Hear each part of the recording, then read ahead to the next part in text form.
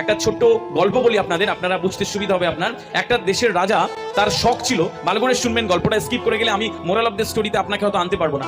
একটা দেশের রাজা, তার ছদ্মবেশী হয়ে ঘোরার শখ ছিল। সে মাঝে মাঝে হয়তো কোন একটা ব্যবসায়ী সেজে বাজারে যেত, মাঝে মাঝে হয়তো কোন একটা সেজে বাজারে যেত, এটা দেখতো যে তার সাম্রাজ্যে ব্যবসায়ীরা অন্য ব্যবসায়ীকে ঠকাচ্ছে কিনা, প্রজারা ভালো আছে কিনা, কেউ কেউ তাদের নিজস্ব কাজ করছে কিনা, এরকম ভাবে ছদ্মবেশ ধরে যেত। একদিন ভিখারির ছদ্মবেশ নিয়ে রাজা বেরিয়েছে, রাস্তায় হাঁটতে হাঁটতে যখন যাচ্ছে, দেখছে যে খবর নিচ্ছে চারিদিকে কে কেমন আছে।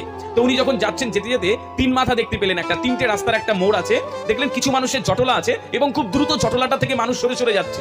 উনি পায়ে পায়ে পায়ে পায়ে আস্তে আস্তে এলেন ওই রাজা ভিখারির বেশে, এসে দাঁড়িয়ে দেখছেন যে কি হচ্ছে। উনি দেখলেন যে ওই তিন মাথার যে মোড়টা আছে, ওখানে একটা মানুষ মরে পড়ে আছে, লাশ পড়ে আছে, কিন্তু কেউ তাকে তুলছে না, কেউ তাকে গায়ে হাত দিচ্ছে না, কেউ তাকে ওই বাড়িতে পাঠানোর ব্যবস্থাও করছে না। তো অনেকক্ষণ দেখার পরে পাশে একটি দোকান ছিল, উনি গিয়ে বলছেন যে দাদা কি ব্যাপার বলুন তো, ওই লাশটা যে পড়ে আছে কেউ তুলছে না কেন? দোকানদার উত্তর দিচ্ছে যে ওই নোংরা মানুষ সম্পর্কে আমাকে কোনো প্রশ্ন করবেন না, যান এখান থেকে, কোনো কাজ থাকে তো সেটা গিয়ে করুন।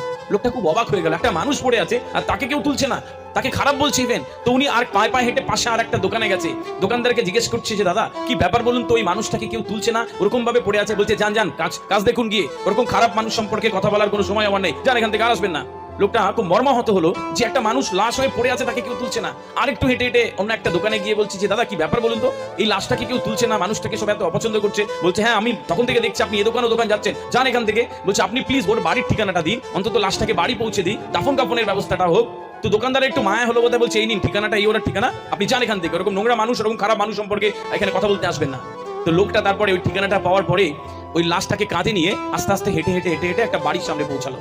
বাড়ির সামনে লাশটাকে শুয়ে রেখে দরজায় ৩-৪ বার খটখটালো। একজন ভদ্র মহিলা বেরিয়ে এলেন, বেরিয়ে এসে দেখলেন যে ভিখারি। উনি আবার ভেতরে গেলেন, কিছু টাকা পয়সার চালটা নেড়ে বলছে এই নেই। বলছে মা আমি এটা নিতে আসিনি, আপনি একটু আমার সাথে আসুন।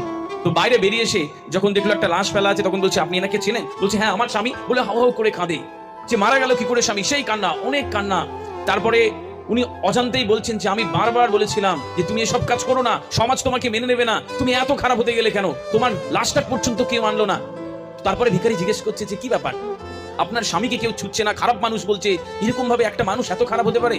বলছে না আমার স্বামী খারাপ নয়, এই তল্লাটে আমার স্বামীর মতন কোনো ভালো মানুষ পাওয়া যাবে না, এত ভালো মানুষ। বলছে আপনি তো বলছেন ওকে যে আজ এসব কাজ করতে বারণ করেছিলাম, তারপরেও তুমি করেছো, জানতাম তোমার কি কেউ লাশ কাঁধে নিয়ে যাবে না, তোমার জানা যায় কেউ আসবে না, আপনি নিজেই তো বলছেন, আবার বলছেন আপনার স্বামী ভালো। বলছে হ্যাঁ আমার স্বামী ভালো, আমার স্বামী যখন ওইসব কাজ করতো তখন আমি বলতাম যে দেখো এসব করো না, তোমার জানা যায় লোক আসবে না, তোমার লাশ কাঁধে নেওয়ার লোক পাবে না। আমার স্বামী তখন মজা করে বলতো সাধারণ এমনি মানুষ আসার দরকার নেই, দেখবে আমার লাশ তুলতে কোনো দেশের রাজা আসবে, কোনো বড় বিরাট নিরপেক্ষ সৎ মানুষ আসবে আমার লাশ তুলতে। আমার স্বামী এরকম হেসে হেসে তখন বলতো।